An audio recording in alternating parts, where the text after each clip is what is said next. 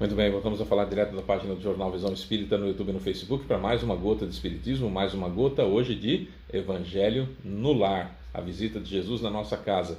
Vamos fazer o circuito completo, desde a oração inicial, leitura edificante, leitura do Evangelho, explicações de ambos e a prece final com a fluidificação da água. A minha já está aqui e você vai fluidificar a sua água aí também.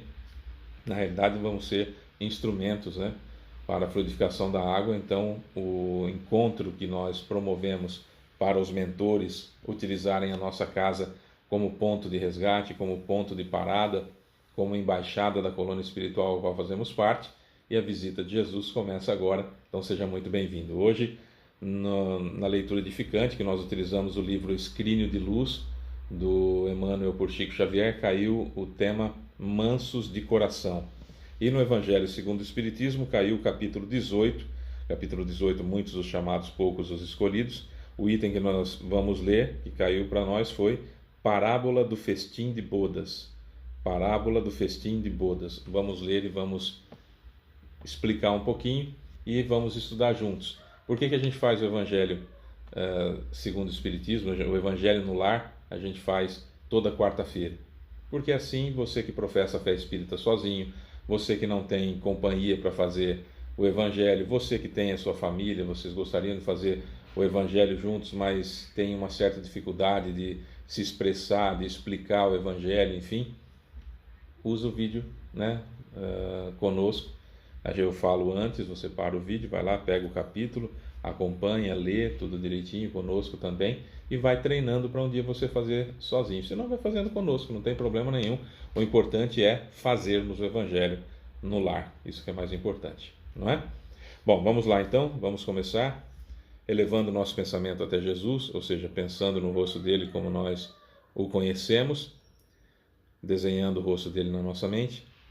Senhor Jesus, querido Mestre e amigo, Deus Pai Todo-Poderoso, amigos benfeitores espirituais, mentores queridos, nosso guia espiritual, o anjo da guarda, desde já muito obrigado pela presença de todos vocês.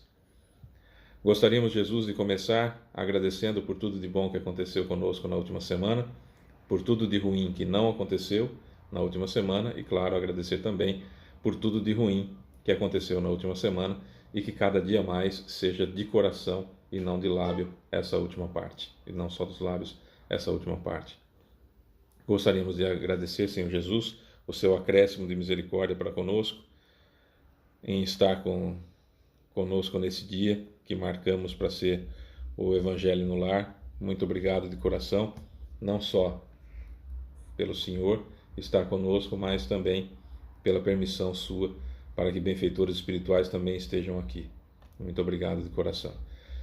No setor de pedidos, Senhor Jesus, gostaríamos de pedir que o Senhor, por favor, nesses momentos, não olhe as nossas imperfeições, mas a fé que anima o nosso coração, o desejo de servir, o desejo de ser útil, o desejo de evoluir, o desejo de estar em sua companhia, e nos ajude para que possamos interpretar da melhor forma possível aquilo que vamos ler, passar da melhor forma possível aquilo que vamos ler e digerir, literalmente, as palavras, transformando-as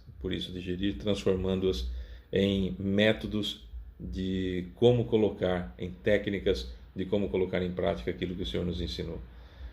Sabedores da sua presença em meio a nós, Mestre, pois somos mais de dois reunidos em teu nome, com a sua autorização, com a sua permissão e presença dos mentores, damos por iniciado o nosso Evangelho no Lar, e que assim seja. Vamos lá então, vamos estudar.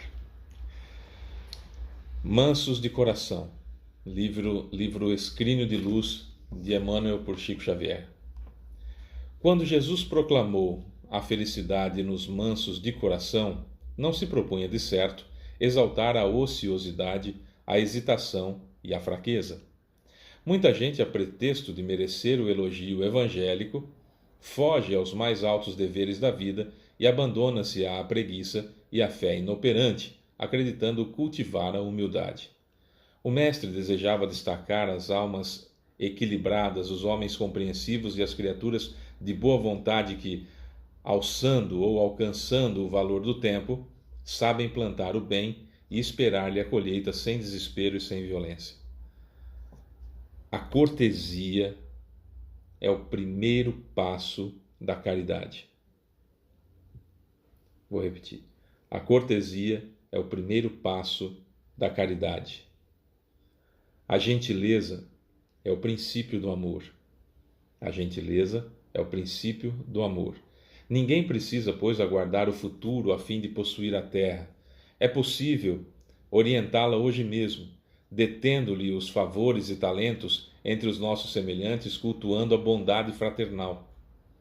As melhores oportunidades de cada dia no mundo pertencem àqueles que melhores se fazem para quantos lhes rodeiam os passos, e ninguém se faz melhor arremessando pedras de irritação ou espinhos de amargura na senda dos companheiros. A sabedoria é calma e operosa, humilde e confiante. O espírito de quem ara a terra com Jesus compreende que o pântano pede socorro, que a planta frágil espera defesa, que o mato inculto reclama cuidado e que os detritos do temporal podem ser convertidos em valioso adubo no silêncio do chão. Se pretendes, pois, a subida evangélica, aprende a auxiliar sem distinção. A pretexto de venerar a verdade, não aniquiles as promessas do amor. Abraça o teu roteiro com a alegria de quem trabalha por fidelidade ao sumo bem, estendendo a graça da esperança a benefício de todos, e um dia, todos os que te cercam e te acompanham entoarão o cântico de bem-aventurança que o teu coração escreveu e compôs nos teus atos, aparentemente pequeninos de fraternidade e sacrifício em favor dos outros, em tua jornada de ascensão à divina luz. Aí tem um item aqui de Salustio, em De Repube Ord, Fortunas Homini, a fortuna tudo domina, exalta ou abate, não porque a verdade assim o imponha, mas por simples capricho. Às vezes a gente fica esperando ter muito dinheiro para começar a fazer, ou ter muito tempo para começar a fazer, ou se aposentar para começar a fazer alguma coisa em prol do próximo. Eu não sei o que vai acontecer daqui a pouco. De repente, quando você estiver assistindo esse vídeo, nem aqui eu estou mais. Já acabou meu tempo na Terra, eu vou embora. Volto para casa. Isso pode acontecer a qualquer um de nós a qualquer momento. Mas o que me chama a atenção é que, às vezes, parece tão difícil amar. Nos dias de hoje, principalmente, que nós estamos...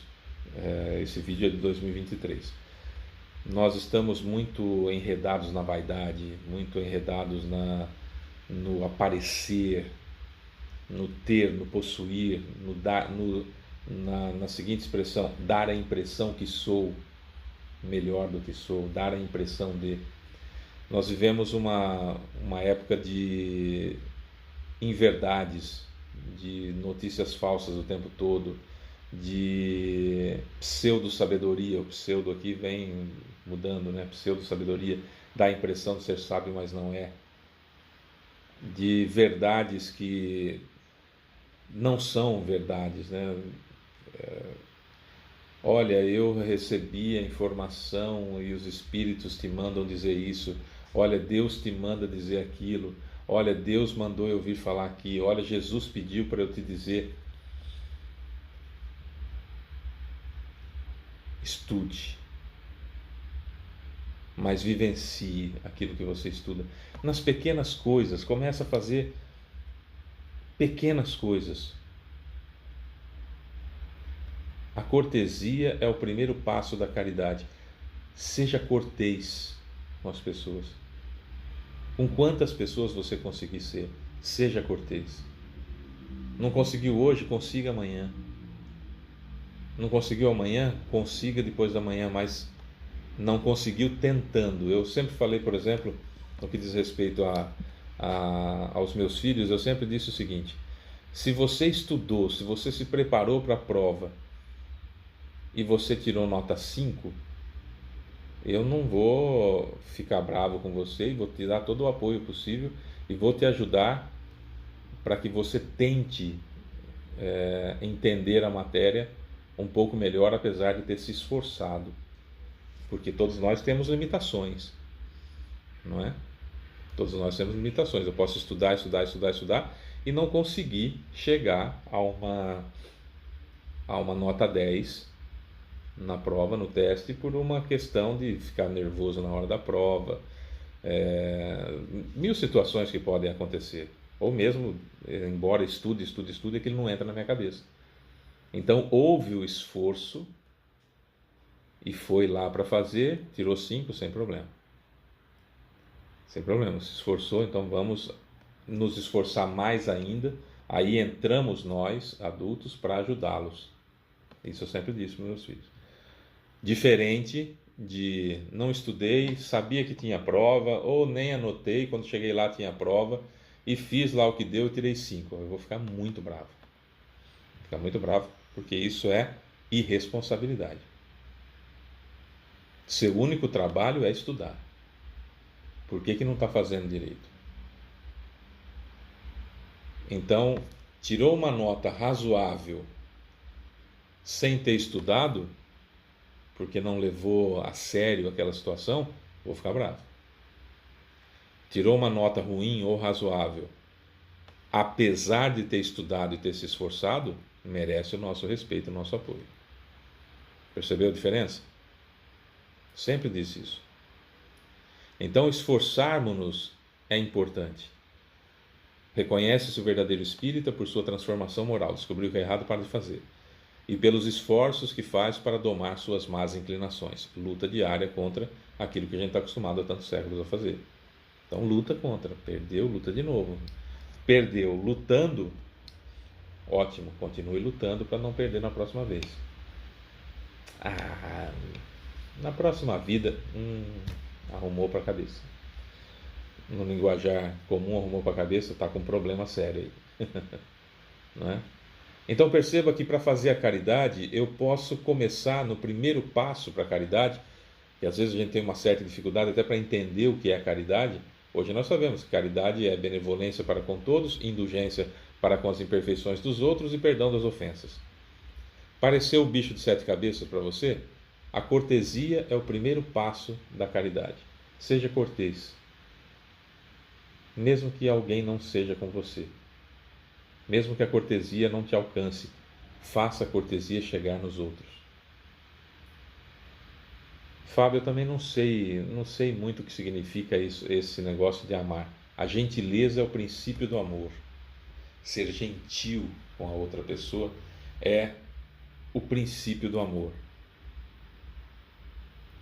Às vezes a gente vê no capítulo 12, ou no capítulo 17 do Evangelho segundo o Espiritismo, tem lá amai os vossos inimigos. Como que começa a amar os inimigos?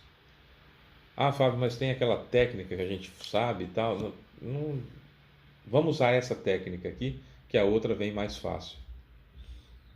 Seja gentil com quem é seu inimigo.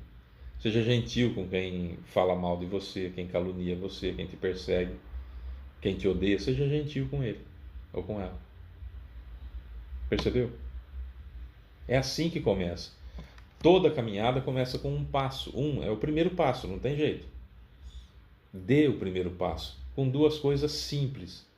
Dê o primeiro passo rumo à caridade, que é a cortesia. Seja cortês, tenha cortesia para com as pessoas. Esse é o primeiro passo da caridade. Gentileza. Tenha gentileza para com as outras pessoas. Seja gentil para com as outras pessoas, que isso é o princípio do amor. Não é difícil. Requer empenho, mas não é difícil. Dá para a gente fazer. Não é assim alguma coisa que é impossível, eu nunca vou conseguir fazer caridade. Você consegue ser gentil. Você consegue ser gentil. Se você vai entrar em um supermercado, você vai entrar no supermercado, tem alguém saindo, espere a pessoa sair e depois entre. Isso é gentileza. Você nem faz ideia quem é aquela pessoa e talvez nem vá vê-la nunca mais. No transporte público, que muitos de nós usamos transporte público. Espere a pessoa sair, depois entre. Seja do ônibus, seja do trem, seja do metrô. Num banheiro público, em qualquer lugar público, no centro espírita, se tiver alguém saindo, espere e depois entre. Se tiver alguém entrando, espere e depois saia. Sabe, essas coisas de gentileza, de cortesia. Passe adiante a gentileza. E principalmente, ser gentil e ser cortês é um exemplo que faz com que os nossos filhos, as pessoas que estão à nossa volta, sintam esse exemplo. Não tem como fugir a esse exemplo. Não se foge ao exemplo da cortesia. Não se foge ao exemplo da gentileza. Não se foge. A pessoa talvez nem perceba aquele exemplo que está ali do lado e faz aquilo naturalmente. Olha que maravilha se nós conseguirmos fazer com que os nossos filhos sejam gentis e sejam corteses. Naturalmente, que eles não precisem se forçar como nós talvez precisamos nos esforçar para ser, e eles sejam naturalmente. Olha que maravilha, já ajudamos que eles dessem o primeiro passo rumo à caridade, dessem o primeiro passo rumo ao amor, e já podem ir para o segundo passo, coisa que talvez para nós demore um pouquinho. A gente tem que se forçar na caridade, se forçar no amor com a cortesia e com a gentileza. Percebe? Dá para ser. Dá para ser gentil, dá para ser cortês, mesmo que o outro não queira ser. Cada um evolui a si próprio só. Não tem como a gente mudar o outro, né? Não tem. Fazer o quê? A não ser com o meu exemplo. E por que o mundo de regeneração ele se torna um mundo de regeneração? Hoje nós estamos em um mundo de provas e expiações. A Terra é um mundo de provas e expiações. Por que é que o mundo de regeneração tem mais bem do que o mal?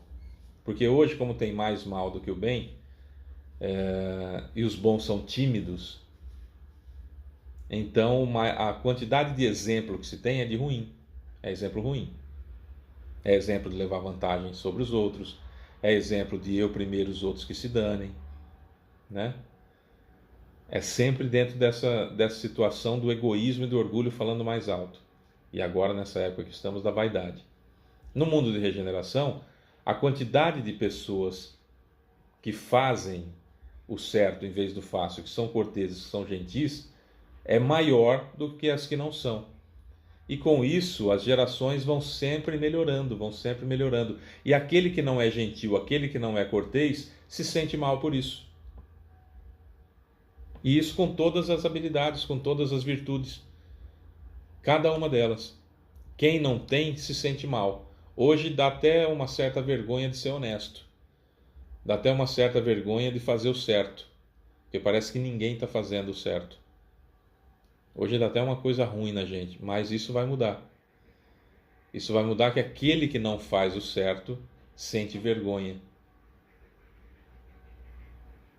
Não é? E isso vai acontecer em breve. Mas para que isso aconteça, nós temos que fazer com que as próximas gerações sejam diferentes. Depende de nós. Nós já saímos dessa bolha que infelizmente a maioria vive. Nós, que eu digo, nós espíritas, não somos melhores do que ninguém. Estou dizendo que nós já temos conhecimentos para fazer essa diferença. E que bom seria se as pessoas olhassem para nós e mesmo que em nos ofendendo, olha que idiota aquele lá, ele é cortês com todo mundo, olha que trouxa aquele lá, ele é gentil com todo mundo. Oh, já pensou que bom? Não pelo reconhecimento, mas pelo fato de sermos. Vocês entenderam a diferença, né? A gente não vai ser gentil, não vai ser cortês para reconhecimento de alguém ou para ser ofendido por alguém. A ideia é, e já pensou se todo espírita fosse olhado e falado assim, esse daí é daqueles trouxas que são gentis com todo mundo. Esse aí é daqueles trouxas que são corteses com todo mundo. Já pensou? Já é o primeiro passo para a caridade, já é o primeiro passo para o amor. Percebe? No Evangelho segundo o Espiritismo, nós estamos no capítulo 18. muitos os chamados, poucos os escolhidos, e o item que caiu foi parábola do festim de bodas. Por que Jesus falava por parábolas? Porque senão não ia chegar até nós, esse é o primeiro ponto, e segundo, que nós não entenderíamos se falasse jogado na cara, né? Ninguém quer saber da verdade, infelizmente. Quando a gente fala, as pessoas não querem, meio que rechaçam a verdade. Falando ainda por parábolas, disse-lhes Jesus: o reino dos céus se assemelha a um rei que, querendo festejar as bodas de seu filho, despachou os seus servos a chamar para as bodas os que tinham sido convidados. Estes, porém, recusaram ir. O rei despachou outros servos com ordem de dizer de sua parte aos convidados: preparei o meu jantar, mandei matar os meus bois e todos os meus cevados. Tudo está pronto, vinde às bodas. Eles, porém, sem se incomodarem com isso, lá se foram, um para a sua casa de campo, outro para o seu negócio. Os outros pegaram dos servos e os mataram, depois de lhes haverem feito muitos ultrajes. Sabendo disso, o rei se tomou de cólera e, mandando contra eles seus exércitos, exterminou os assassinos e lhes queimou a cidade. Aqui Jesus faz uma alusão aos profetas que foram vindo, a ideia de politeísmo que todos os povos tinham e que os hebreus não tinham. Foi o primeiro povo a assumir de fato a ideia do monoteísmo, de um Deus único. Isso é verdade. Eles foram o primeiro, assim, declaradamente, como povo que acreditava em um Deus único, né? E não um Deus para isso, um Deus para aquilo, um Deus para aquilo outro. Pelo menos no que se tem registro de povo, é o povo hebreu. Pode ser que no povo tal, no povo tal, no povo tal, tinha lá um ou outro, ou um grupinho de pessoas que tinham essa ideia, mas não era difundido para todo o povo como era difundido oralmente e por tradições no povo hebreu. O que são esses mensageiros que foram convidar para essa grande festa, essa grande boda, para a felicidade como um todo? São os profetas que vieram. E como foram tratados os profetas? Com incredulidade, alguns como deuses vivos, mas todos eles pereceram de uma forma bastante complicada, né?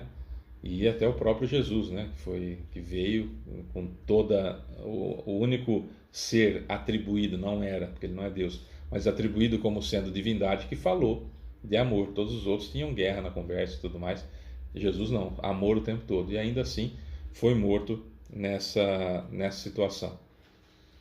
Claro que Deus não extermina absolutamente nada, mas quando nós não andamos pelo caminho que devemos andar, nós vamos encontrar muitos espinhos, e ele, por ser infinitamente bondoso, porém infinitamente justo, permite que colhamos aquilo que a gente plantou. Aí, segundo a parábola de Jesus, ele diz: então disse a seus servos: o festim das bodas está inteiramente preparado, mas os que para ele foram chamados não eram dignos dele. E depois às encruzilhadas, e chamai para as bodas todos quantos encontrardes. Os servos então saíram pelas ruas e trouxeram todos os que iam encontrando, bons e maus. A sala das bodas se encheu de pessoas que se puseram à mesa. Foi assim que, ao vir Jesus, então ele foi atrás de buscar a todos, e ele dizia o tempo todo, quando ele se referia aos samaritanos, os judeus ficavam todos, né, enciumadinhos e tudo mais, mas ele dizia: eu vim para todo mundo, não vim só para vocês. Aqui era uma condição um pouco melhor, porque vocês já sabem que existe apenas um Deus, ser supremo, inteligência suprema do universo, causa primária de todas as coisas. Mas eu vim para todo mundo, não vim só para vocês, não. A ideia dos judeus era que ia vir o Messias com espada na mão, com lanças, com flechas, ia colocar Israel como sendo o centro do mundo. Como era Roma à época, que mandava em tudo, eles achavam que Israel ia fazer isso. Um pouco de confusão nessa situação. Mas Jesus veio chamar todos, os chamados gentios, é com o, não é gentil, como nós estudávamos há pouco, é gentios, que são aqueles que não eram judeus. E também os judeus, né? Foi chamados a todos. Mas mesmo entre aqueles convidados que eram os judeus, tinha gente que não tinha condições nenhuma de estar naquela situação, que eram os fariseus e os saduceus, mais precisamente. Essa fala, por exemplo, agora que eu vou ler, diz respeito basicamente aos fariseus e saduceus da época. Tem muito fariseu e saduceu moderno hoje em dia, hein? Temos que tomar cuidado. Tem religiões inteiras que parece que são só fariseus e saduceus que encarnaram ali naquelas religiões. Entrou em seguida o rei para ver os que estavam à mesa, e dando com um homem que não vestia a túnica nupcial, disse-lhe: Meu amigo, como entraste aqui sem a túnica nupcial? O homem guardou silêncio. Então disse o rei à sua gente: Atai-lhe as mãos e os pés e lançai-o nas trevas exteriores. Aí é que haverá prantos e ranger de dentes, porquanto muitos há chamados, mas poucos escolhidos. Está em Mateus capítulo 22. Porque apesar de serem chamados à época, os fariseus e saduceus não tinham a veste espiritual nupcial, não eram belos espiritualmente falando para conhecer, entrar no reino dos céus. Nós espíritas somos chamados. Os evangélicos são chamados, os pentecostais são chamados, os católicos são chamados, os budistas são chamados, os hindus são chamados, os muçulmanos são chamados. Todas as denominações religiosas de matriz africana, também seus adeptos, são chamados, e todas as religiões do mundo. Todos somos os 8 bilhões de encarnados, mais os cerca de 20 bilhões de desencarnados, todos somos chamados para a festa do planeta de regeneração, por exemplo. E quais são aqueles que poderão ficar no planeta de regeneração? São aqueles que estiverem usando as roupas de festa, a túnica nupcial. O que é essa túnica nupcial? É o perispírito que brilha. É o perispírito que não ofusca a luz que você, eu, que nós temos, já que fomos criados à imagem e semelhança de Deus, em espírito. Todos nós temos a luz que Jesus tem, só que a nossa é ofuscada pelas nossas imperfeições, que denotam o nosso perispírito, mostram essas imperfeições. Então, para ficar aqui no planeta de regeneração, precisamos ter uma veste nupcial, precisamos ter um perispírito mais purificado, precisamos ter um perispírito mais evoluído, precisamos estar numa evolução maior do que nós nos encontramos.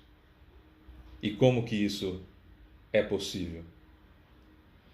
Só é possível pela máxima que o Espiritismo adota, que é uma frase atribuída a Paulo Apóstolo, São Paulo Apóstolo, enfim, a Paulo de Tarso, o maior homem que já existiu depois de Jesus, que é: fora da caridade não há salvação.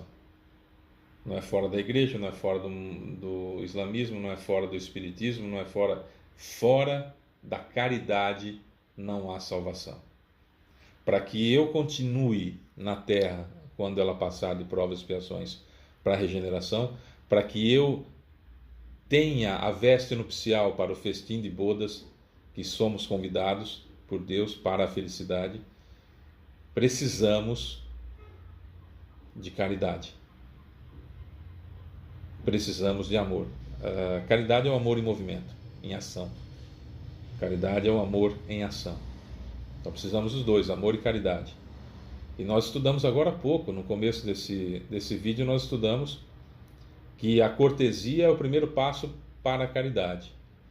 E a gentileza é o princípio do amor. Dá para construirmos, se não temos ainda, a nossa veste nupcial. Fora da caridade não há salvação. A cortesia é o primeiro passo da caridade e a gentileza é o princípio do amor. Está na minha mão.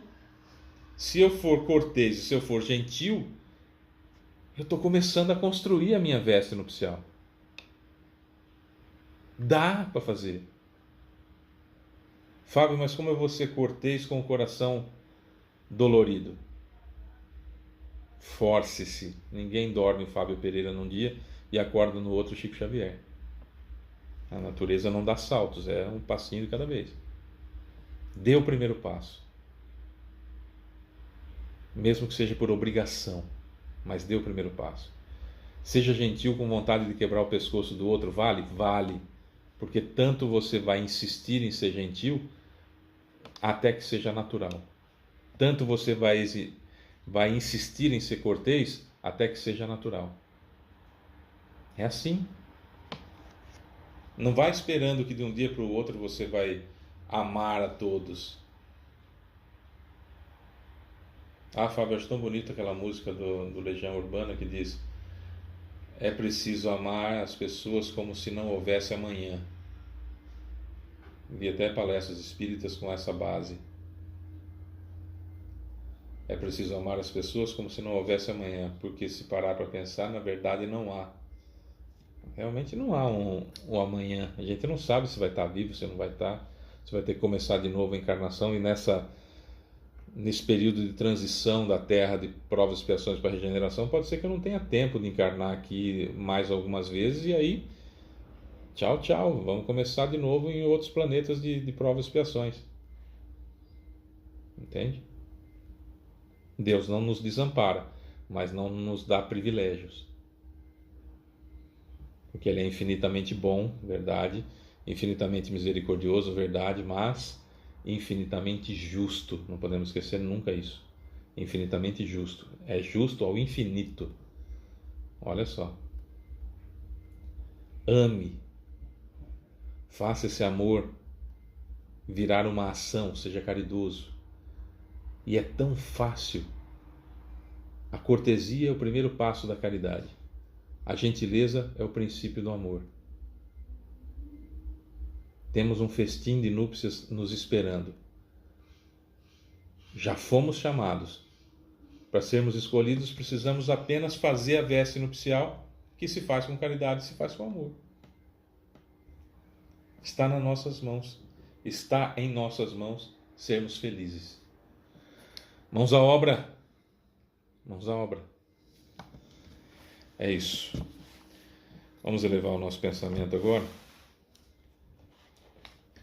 para nós fluidificarmos a água, para sermos instrumentos, né? Na fluidificação da água, porque quem vai fazer isso é Jesus e os seus prepostos. Não precisa destampar, não precisa abrir a garrafa, não precisa nada disso. Não precisa nem esticar a mão, a gente estica a mão aqui por mera formalidade, mais para nossa mente ter no que se agarrar, né? Porque a gente sabe que vai entrar aqui pelo chakra coronário, vai metabolizar na gente e vai sair do meu perispírito para cá. Então, se eu estico a mão, minha mente consegue fazer esse trajeto aqui, fica mais fácil. Vamos lá então. Senhor Jesus, querido Mestre amigo, Deus Pai Todo-Poderoso, amigos benfeitores espirituais, mentores amigos, nosso guia espiritual, o anjo da guarda, o nosso muito obrigado pela oportunidade, o nosso muito obrigado pela visita, o nosso muito obrigado por estar em nossa casa, Senhor Jesus, e permitir tudo isso de bom que está acontecendo ao nosso redor. Muito, muito obrigado por isso. Gostaríamos, Jesus, nesse momento, de apelar por seu acréscimo de misericórdia. Mais um pouquinho da sua misericórdia para conosco. Não vamos apelar para merecimento, porque não está fácil esse negócio de merecimento, não, como o Senhor já sabe. Vamos apelar para o seu acréscimo de misericórdia, Mestre querido, permitindo que nesse momento essa água seja fluidificada. Cada um de nós, evidentemente, agora vai pensar no ente querido, ou na pessoa na pessoa que nós gostaríamos que essa água fosse um poderoso remédio para refazimento perispiritual e para refazimento do corpo físico também, evidentemente. Então pedimos, Senhor Jesus, que o Senhor analise cada um de nós o nosso pedido nesse momento.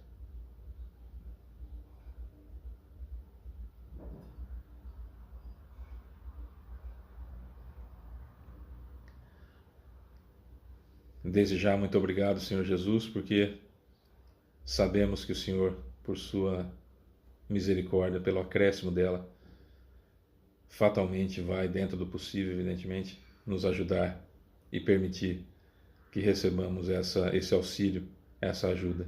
Muito obrigado mesmo, de coração. Ao Senhor, extensivo, evidentemente, a todos os mentores, benfeitores espirituais e o nosso guia espiritual também. Assim sendo, Senhor Jesus, gratos pela sua presença, sabedores da sua presença em meio a nós e com o firme propósito de na próxima semana poder contar com essa visita novamente, damos por encerrado o nosso Evangelho no Lar.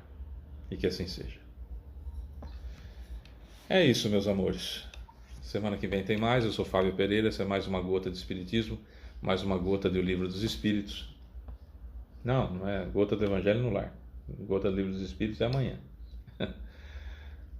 Beijo pra você que fica. Tchau.